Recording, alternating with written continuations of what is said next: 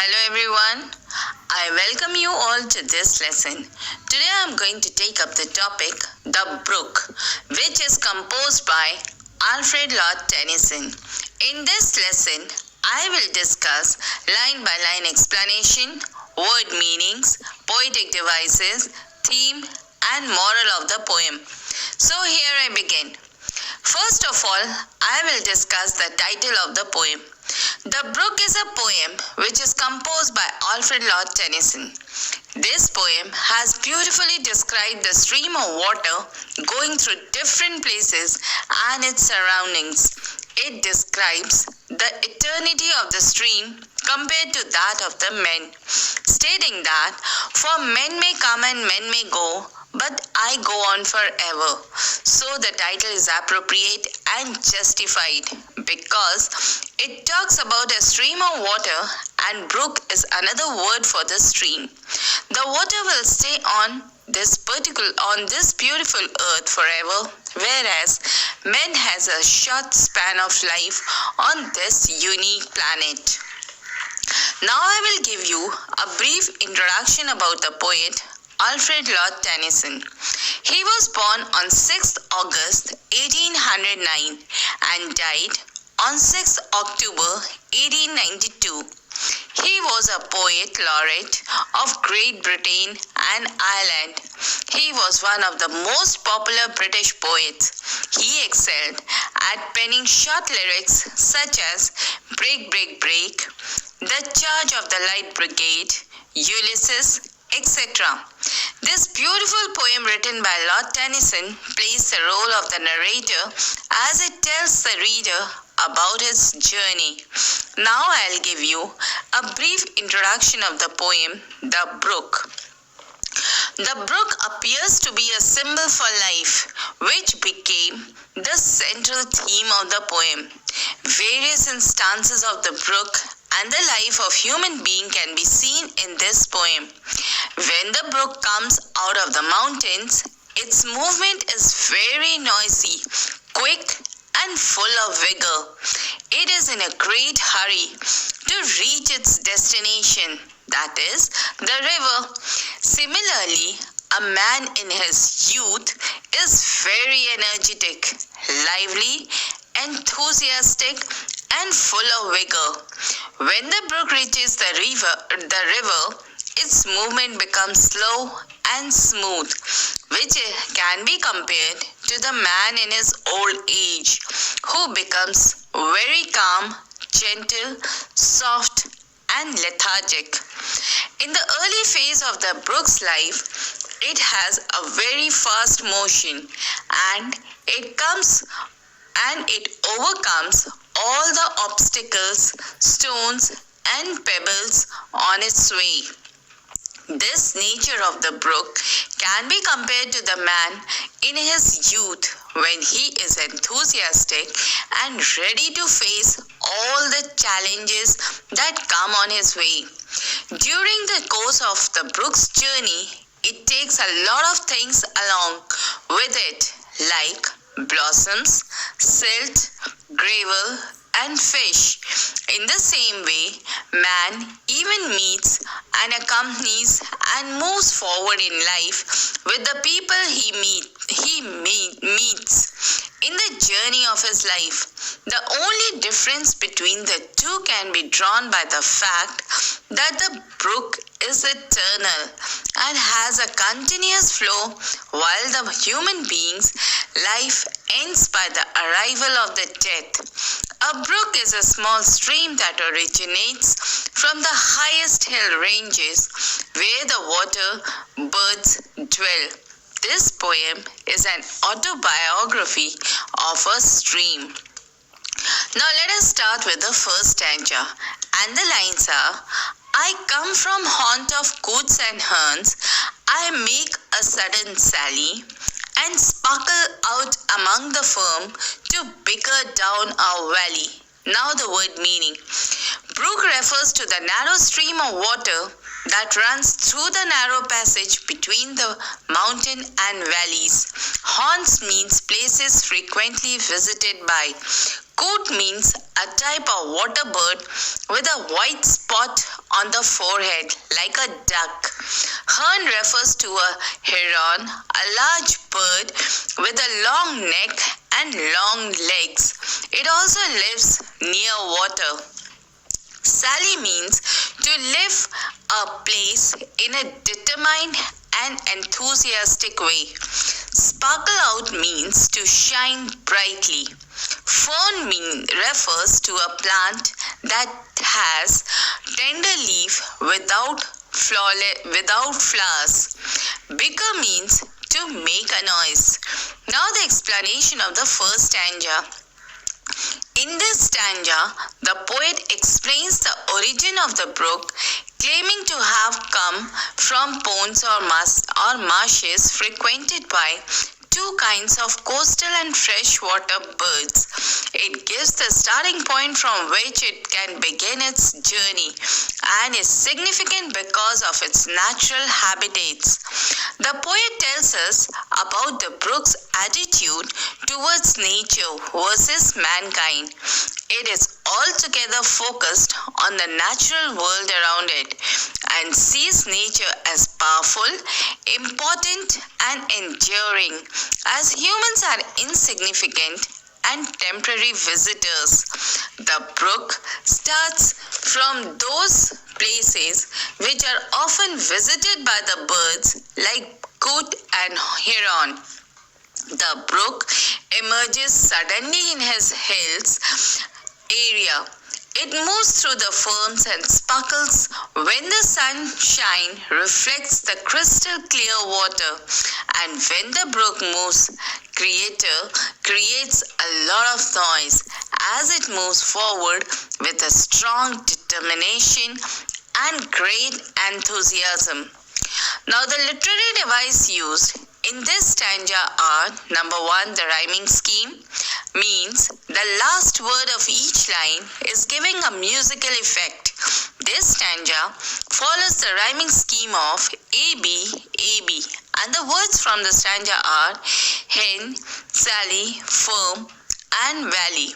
Number 2, alliteration is a literary device where two or more words in a phrase or a line of a poetry share the same beginning of the consonant sound, and the words from the stanza are sudden Sally, where a sound is seen. Number 3, anaphora is a figure of speech in which words repeat at the beginning of successive clauses, phrases, or sentences, and the words from the stanza is I make a sudden Sally. Number 4, onomatopoeia is a figure of speech in which words evoke the actual sound of a thing they refer to or describe, and the word from the stanza is bicker, which means noise. Number 5, personification. The line from the stanza is I come from haunts and coots and herns, I make a sudden Sally, is a personification where the brook is being personified as having a human traits. Now the second stanza, and the lines are by 30 hills I hurry down or slip between the ridges, by 20 tops a little town and 100 bridges. Now the word meanings. Ridges means mountain ranges. Tops is an old word which refers to small village. By 30 hills I hurry down means the brook swiftly flows down many hills. There are not literally 30 hills, but the poet makes the line creative by using 30 instead of many. A slip between the ridges means the brook moves quickly between long narrow hilltops. By 20 tops a little town, the brook flows down past many villages. The poet uses 20, which means many, and 100 bridges. The brook flows and passes through many bridges, not literally 100 or 50 bridges. Now the explanation of the second stanza.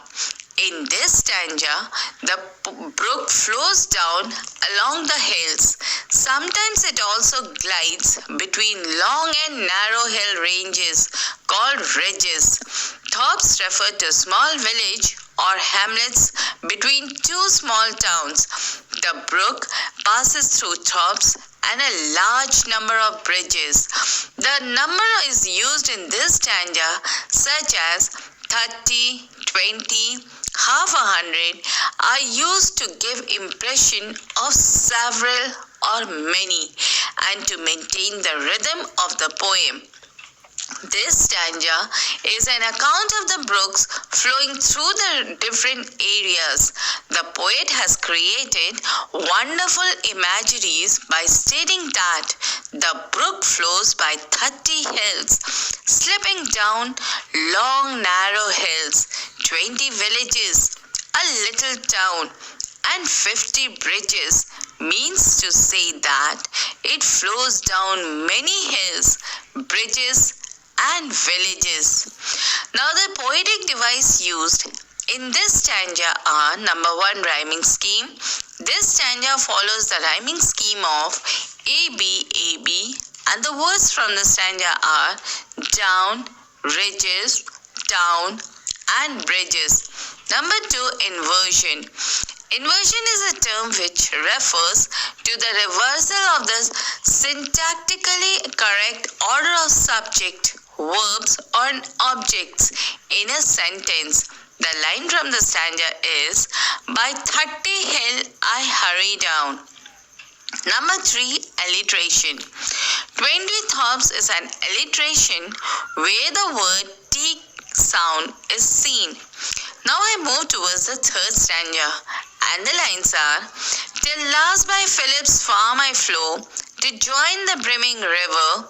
For men may come and men may go, but I go on forever.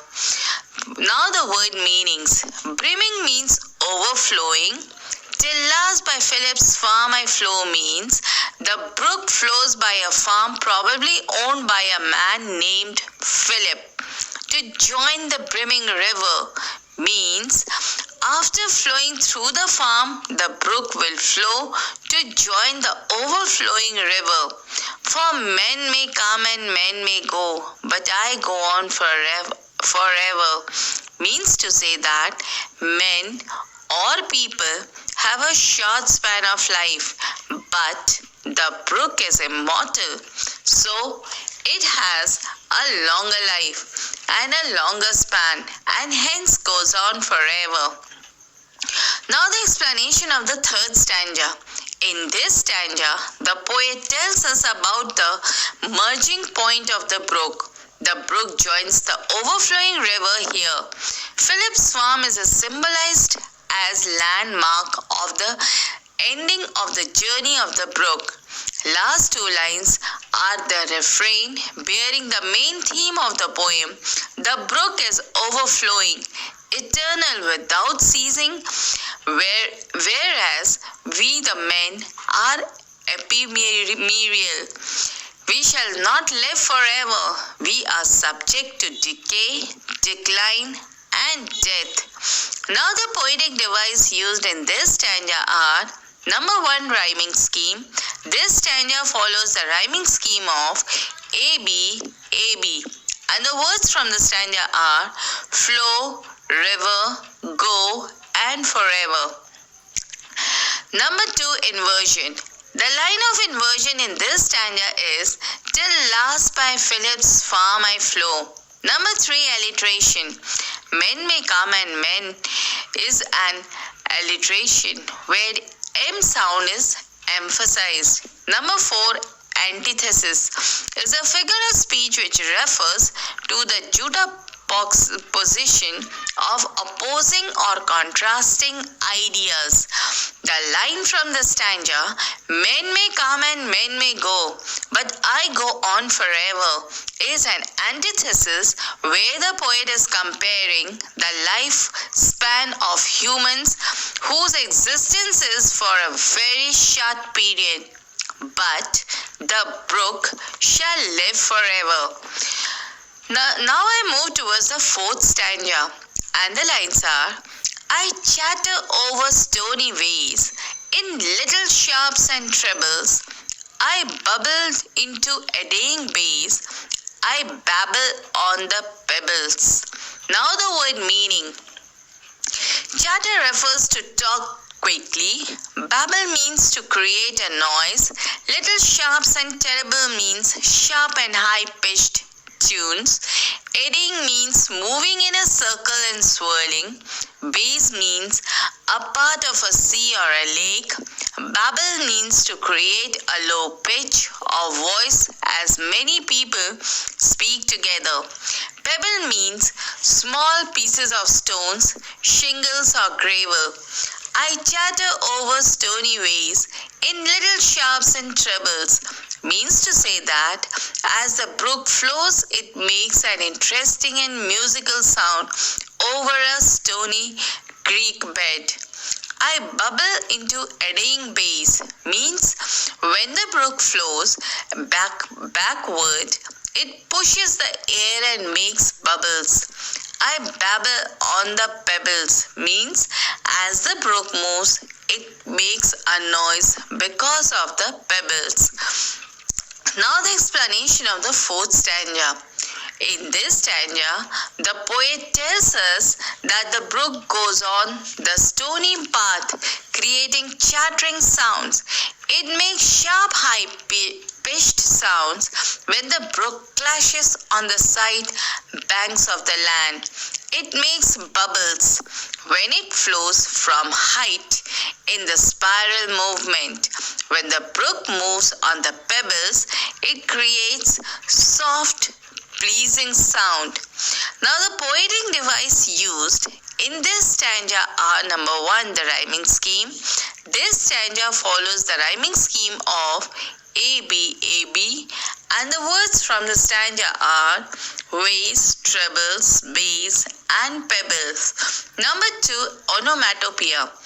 In this stanza, the words chatter, bubble, and babble is onomatopoeia, as all relates to the creation of sound. Number 3, anaphora.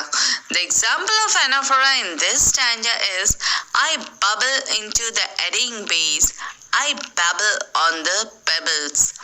Now I move towards the fifth stanza, and the lines are: with many a curve my banks I fret, by many a field I fallow, and many a fairy foreland set, with willow, wit, and mallow.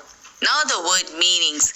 Curve means bend, bank means edge, fret means to be unhappy, not able to take rest, fallow refers to the uncultivated land, foreland means the piece of land that lies in front of something, willow means a tree that has long leaves, weeds refers to the wild plants or unwanted plants, mallow means a plant with stems covered with small hairs and pink, purple, and white flowers. Now the line, with many a curve, my banks I fret, means to say that the brook flows curvily because at one point the path curves and it veers away.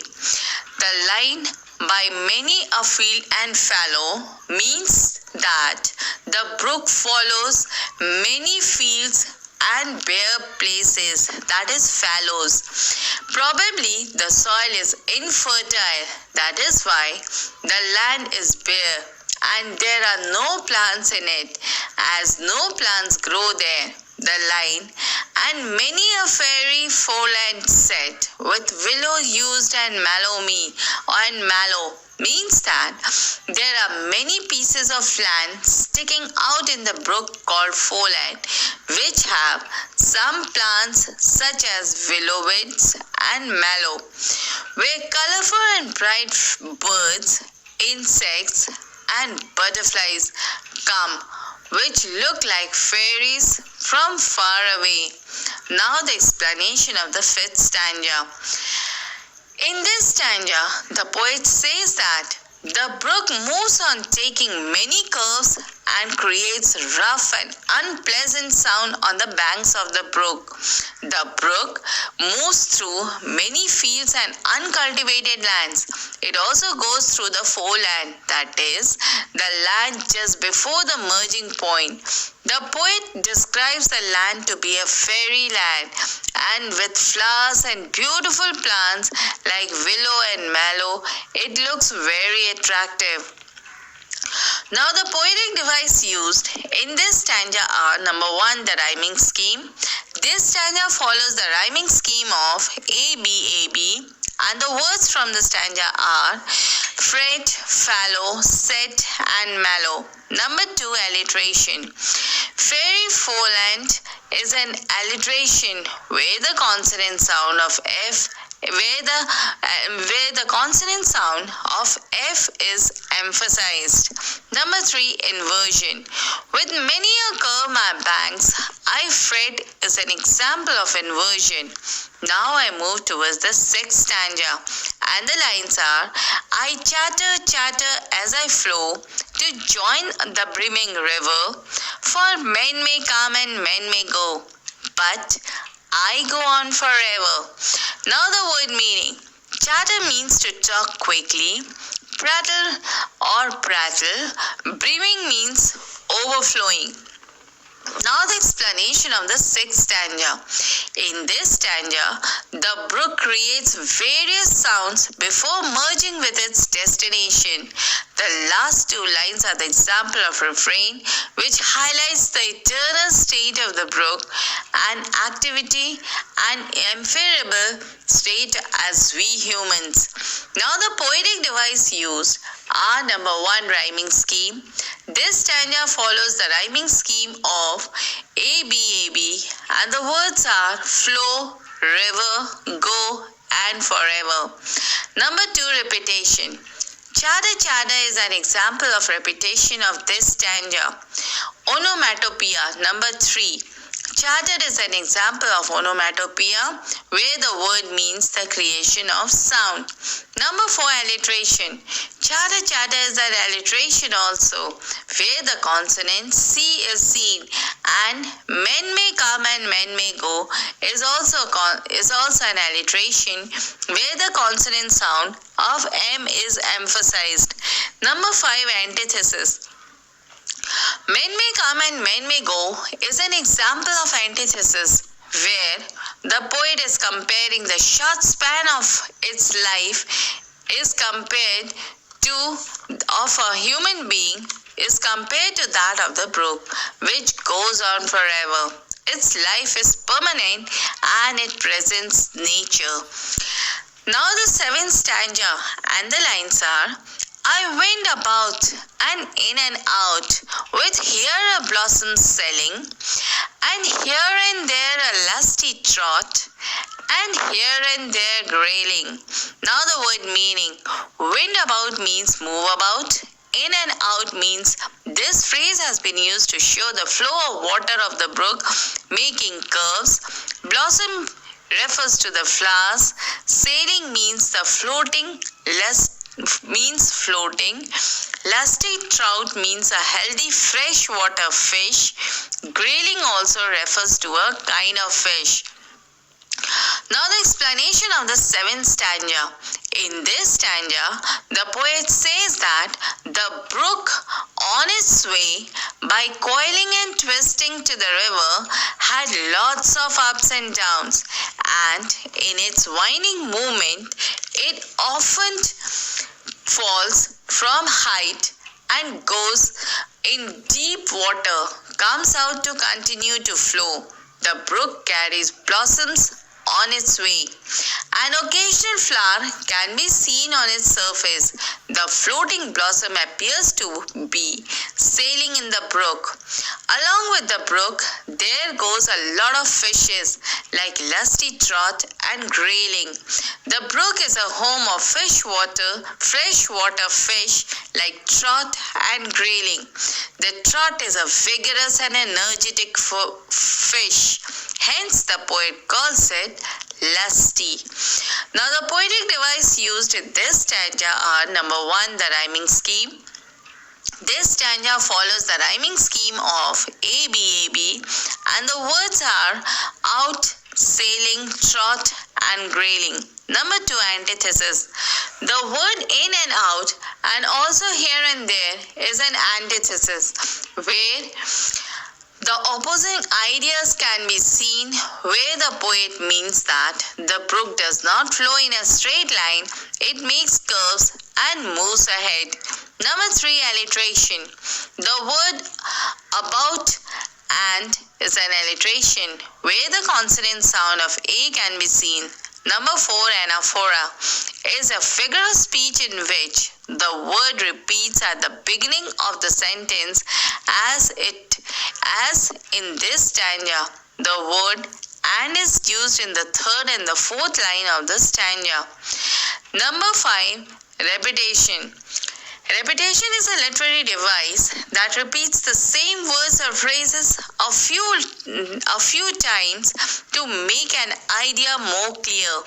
It could be a word, a phrase, a full sentence, or a poetic line.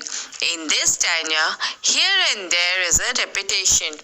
Now I move towards the 8th stanza, and the lines are: and here and there a foamy flake upon me as I travel, with many a silvery water break above the golden gravel.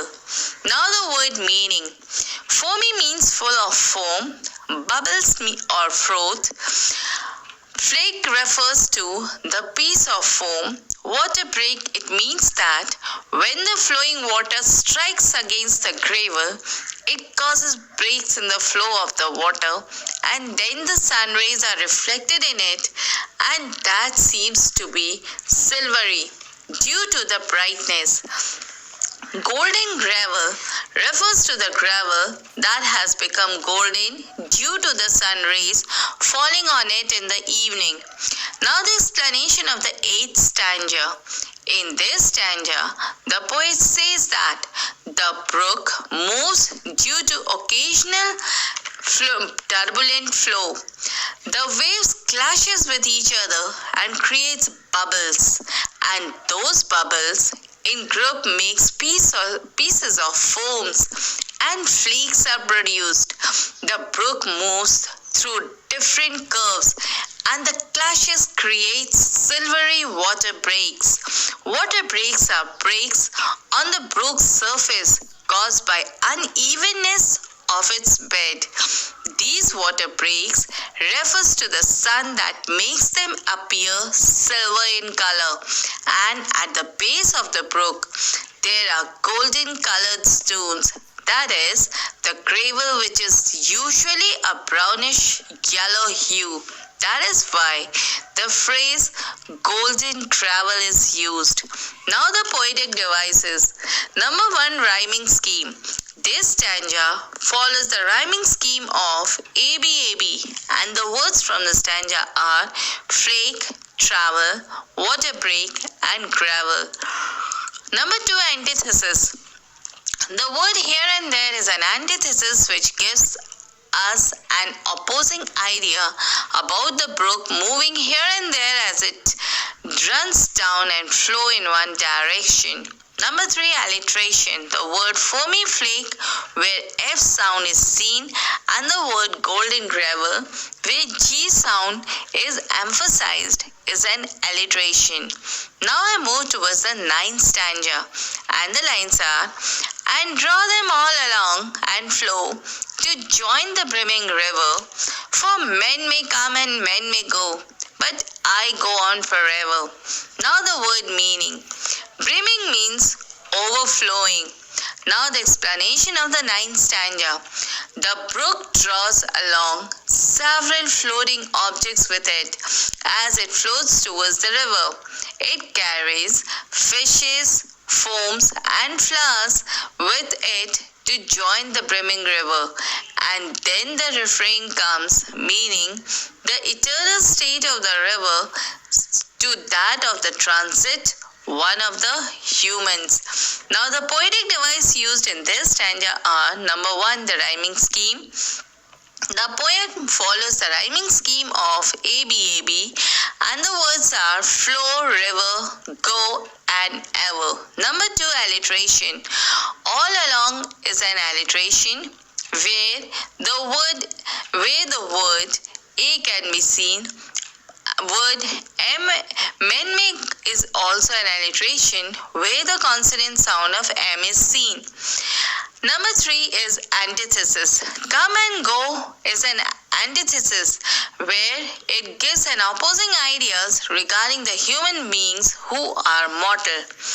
Now I move towards the 10th stanza, and the lines are: I steal by lawns and grassy plots, I slide by hazel covers, I move the sweet forget-me-nots that grow for happy lovers. Now the word meanings.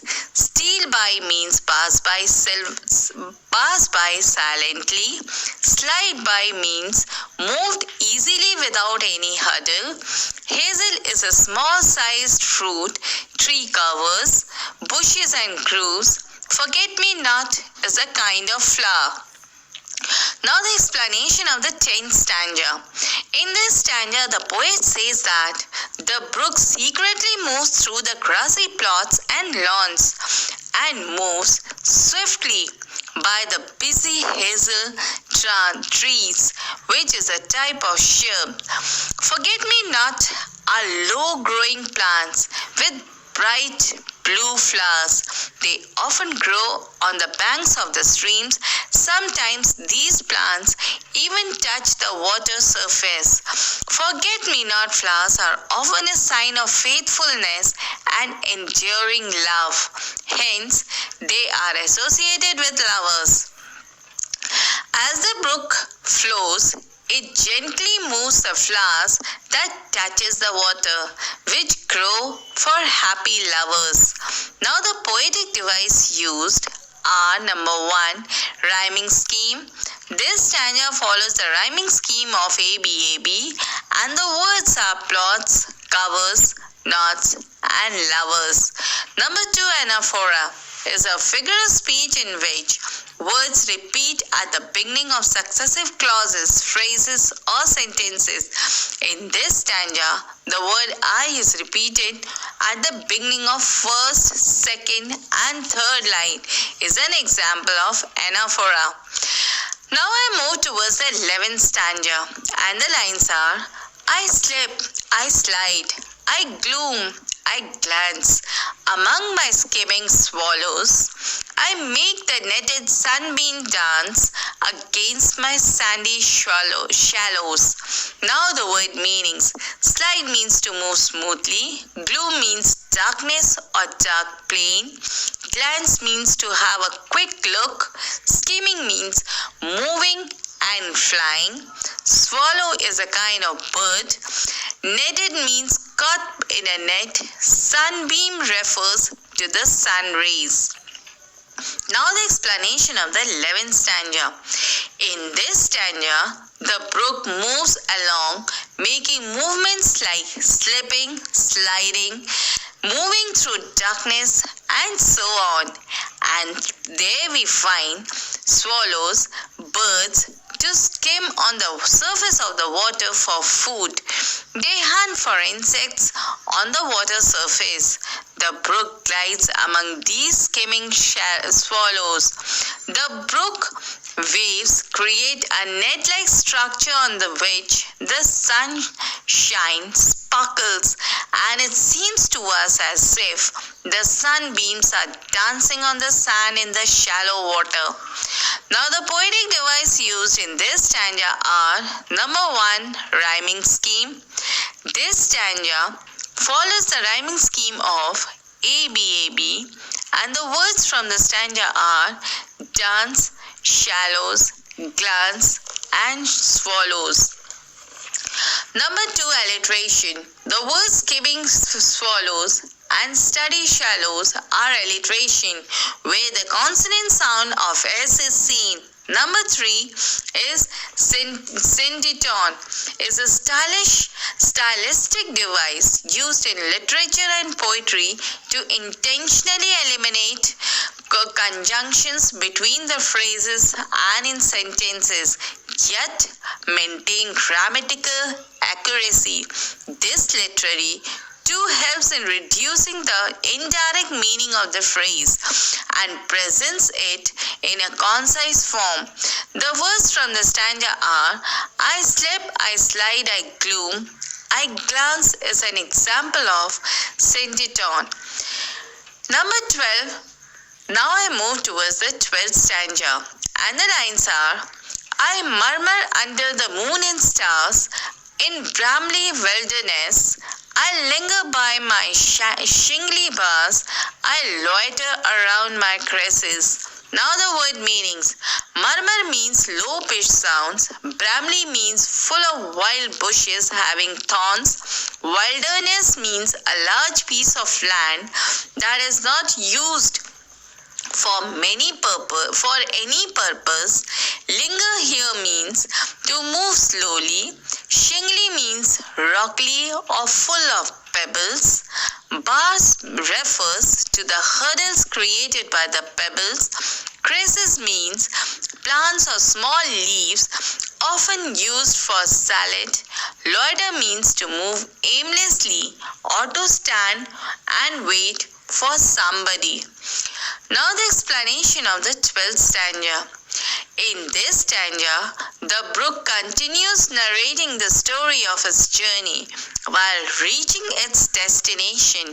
The brook has to continue its journey at night under the moonlight and stars. It does not stop anywhere, but sometimes its speeds get slow when there are some hindrances like thorny bushes, rocks, and shingles. The brook goes on moving, creating a murmur sound through the natural land where thorny bushes grow. The brook often lingers because of the stones on the way.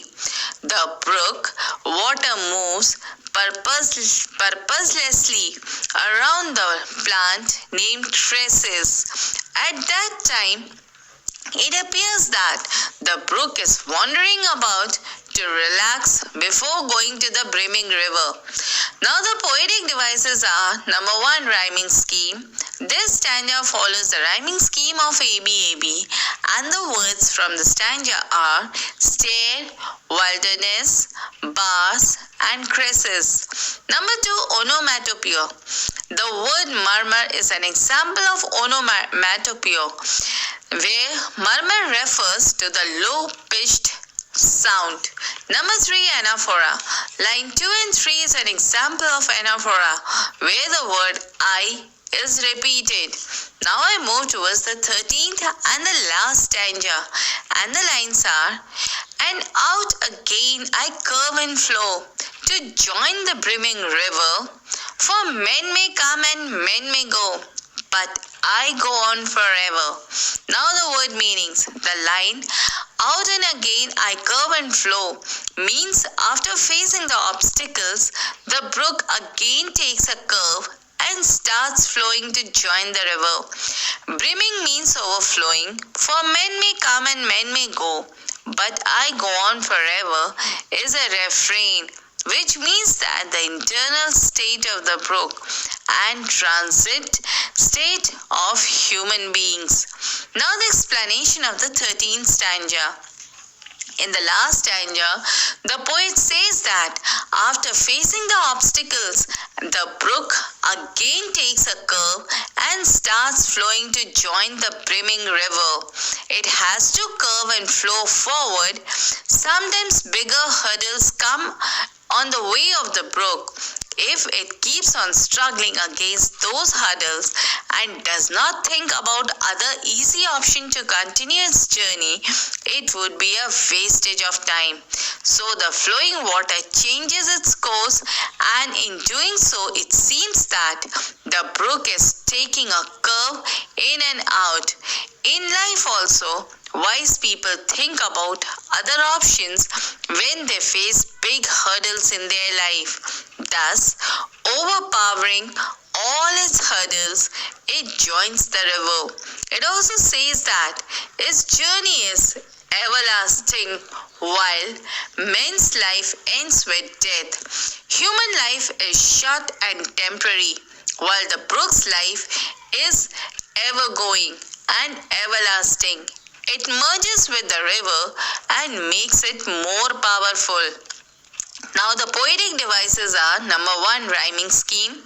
This stanza follows the rhyming scheme of ABAB, and the words from the stanza are flow, river, go, and ever. Number 2, alliteration. May is an alliteration where M sound is seen. Number 3, inversion. And out again a curve and flow is an inversion. Means to say that after facing so many hurdles, the brook again takes a curve and start flowing ahead to join the river. Number 4, repetition. In this stanza, men may come and men may go is a repetition. Now let us discuss the theme of the poem. The theme of the poem is: number 1, the brook is persistent. The brook, regardless of what it passes, it will continue to flow forever. No matter what bumps it must pass over. No matter the twists and turns, the brook will sustain. Number 2 is the journey of brook versus journey of life. There are various similarities between the brook and the journey of life, that is, both have a beginning, a middle age, and an end. There are struggles in the lives of both. The human life continues in spite of struggles and ups and downs, and the brook also continues to flow against all the odds. But one thing is different, that is, man is mortal, whereas the brook is eternal. Men may come and men may go, but the brook goes on forever. Means to say that the life of brook is continuous. It will go on forever, whereas the life of men is for a short span of life and will end here on this beautiful earth. Number 3, life lessons. We can relate and learn life lessons from this poem.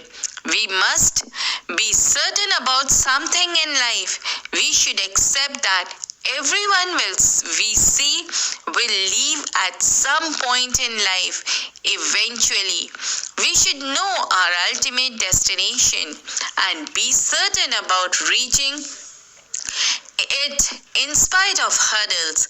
Our aim should be to move on and cherish this beautiful journey that helped to reach our destiny. Now I'll give you the moral of the poem. Brook. In this poem, the poet relates the life of the brook with the life of a man. The immortality of the brook is shown in the poem. The poet wants to convey the message by personifying the brook. Just as the brook overcomes many hurdles and obstacles in its journey bravely and reaches its final destination, in the same way, human beings also remain undeterred to accept the sorrows of life and face all the obstacles bravely. Always have the motto, I can, I will, and I must be a winner. Hence, the life in front of you is far more important than the life behind you. So with these words, dear children, I end the lesson. Hope it will be beneficial for you in your study. Thank you.